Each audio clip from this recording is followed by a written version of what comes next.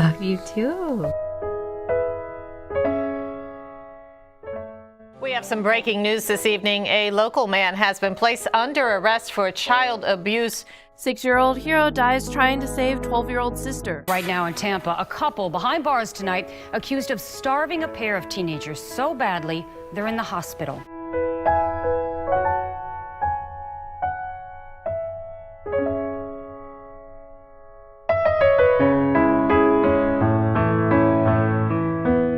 Currently, there are approximately 415,000 children in foster care in the United States alone.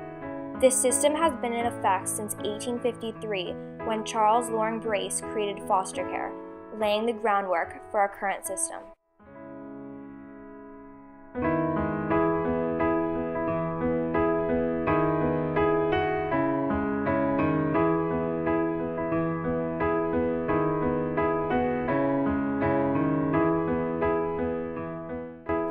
While the system he created in 1853 during immigration was sufficient at its time, the system has now grown drastically, resulting in too many children and not enough caregivers. Children are currently being taken away from their homes due to parental abuse, neglect, or a parent's inability to meet the basic needs of their children. The creator of the foster care system, Charles Loring Brace, was a minister living and working in New York City. Every day, he saw hundreds of orphan children living on the streets. These orphans were the children of immigrant families who were pouring into the United States in search of a better life. Many of these children were abandoned and left to fend for themselves. He believed that institutional care for children was insufficient for children's development. He was determined to help the orphan children living on the street obtain an education and a safe, stable home.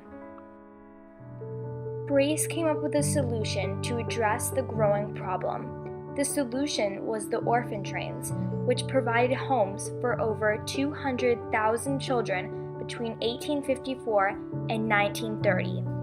He transferred children from East Coast cities to rural towns in the Midwest, South, and even the West Coast. The children were given a safe home away from the dangerous streets of New York City.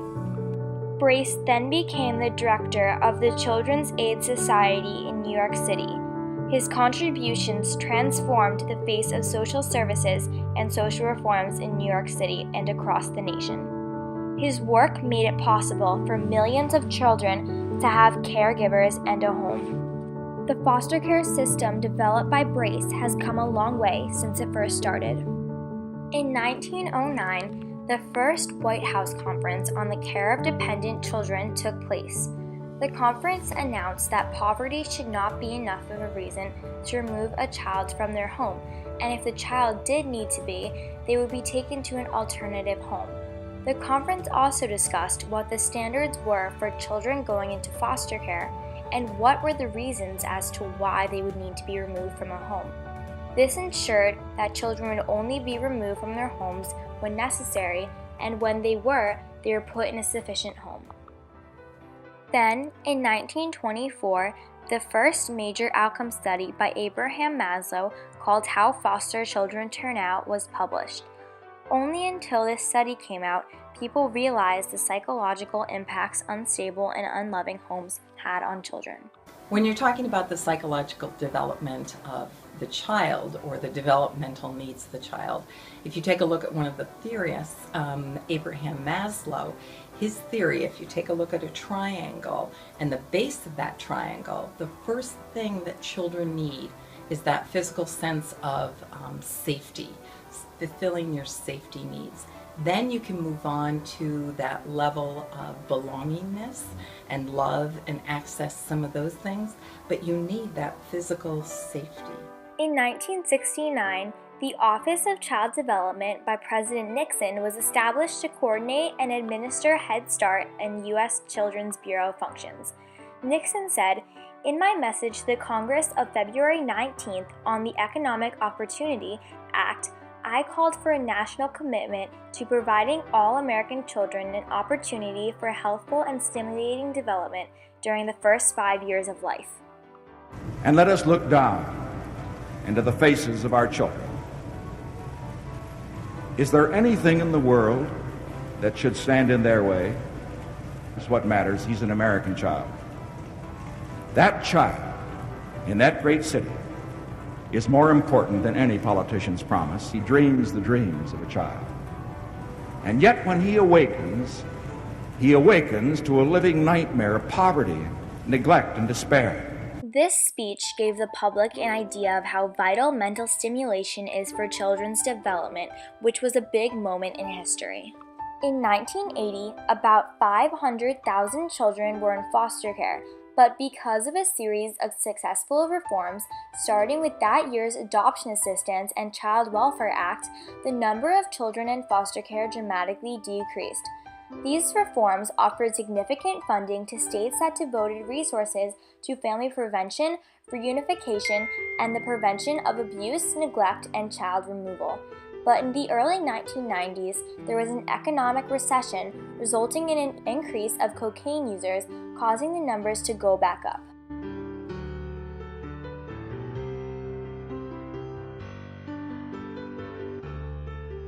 In the 1880s to 1930s, children were placed into foster homes, typically because their parents or guardians were deceased.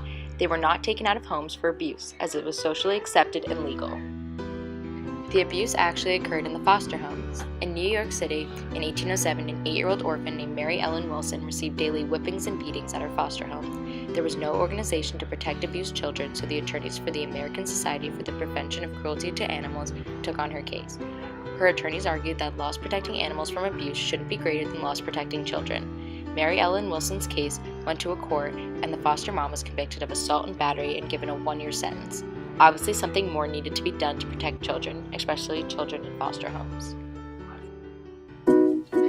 In the early 1900s, social agencies began to pay and supervise foster parents. The government began state inspections of foster homes. Records were kept to increase accountability, and children's needs were considered when placements were made. Historically, group foster homes were abundant with abuse of children. Currently, they are better regulated and monitored than in the past, so the amount of abuse has decreased. Once you become a foster carer, you get allocated a supervising social worker, and we come to visit you every 4 to 6 weeks, and more if need be, to find out how you're getting on with that child. Is there any extra support you need? We are always on the end of the phone, and we have out-of-hours numbers available at weekends and during the night if foster carers need additional assistance. Today, foster children are usually removed from a home due to parental abuse, neglect, or a parent's inability to meet the basic needs of their child or children. Prior to the removal of their parents, efforts are made to remediate the issues and have the child remain in the home. When all the efforts fail to keep the child or children safely in the home, the child has no relatives, kinship, caregivers, or individuals known to the child or children that they can live with, then they are placed in foster care.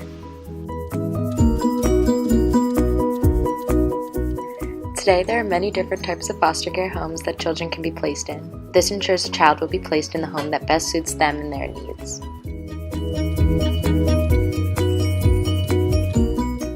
Short-term foster and kinship carers provide full-time, ongoing, day-to-day care for children for up to 2 years, while the Department of Communities Child Safety Services work towards reunifying the child with their family. During this time, the carers are actively working with the child, the foster care team, and the department to progress the child's case plan with the goal of safely returning the child to their family. Long-term care involves providing children a safe and stable home as they are unable to live with their own family. Long-term carers commit to the ongoing full-time care of a child up to 18 years of age. Intensive foster care requires a carer who has a passion to care for a child with complex needs or may have specialized skills or training to be able to support them in this role. This may include medical, behavioral, mental health, and diagnosed disabilities. Carers receive additional training and support from Uniting Care community to help meet the needs of the children in their care. Short break care assists foster and kinship carers who are supporting a full-time child. Foster carers who are able to provide a short break to a child are able to choose when they can provide care, for example on weekends or holiday periods. Emergency carers are available to provide short-term care at short notice, evenings or on weekends, for children who urgently need a place to stay. One of the current problems with foster care is the lack of social workers. Social workers do not have enough time to regulate and check in on each home and child frequently enough.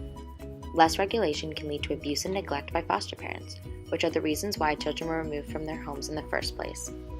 Social workers are also often given very risky tasks. As a social worker, you don't know what you're getting into. One of the most wonderful things in our country is the foster system, because children are no longer put in an orphanage. But within the foster system, you need the strength of an actual system working and supporting both the families and the children. And that's very important. Unfortunately, we do not have enough social workers in this country. It could be for a variety of reasons. It's very complex work, it can be very risky work, and it doesn't often pay a lot of money. Social work can be very, very challenging, very rewarding, but we just don't have enough people that are going into this very complex field.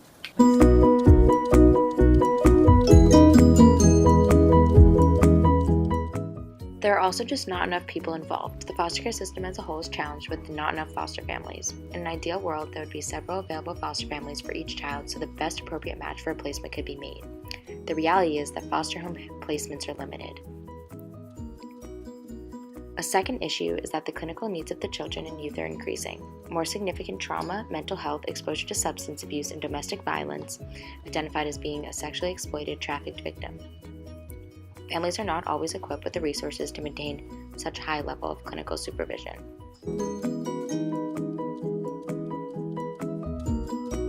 Greater effort should be taken to strengthen the impoverished communities where foster children often come from. When communities start to break down, the need for foster care grows and the cycle continues.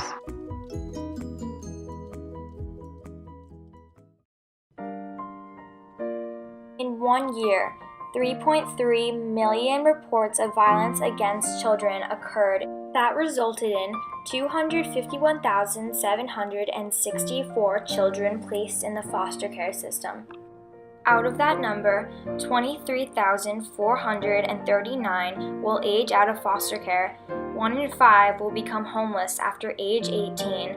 1/2 will be employed at age 24. Less than 3% will earn a college degree. 71% of young women will be pregnant at age 21, and 1 in 4 will experience PTSD.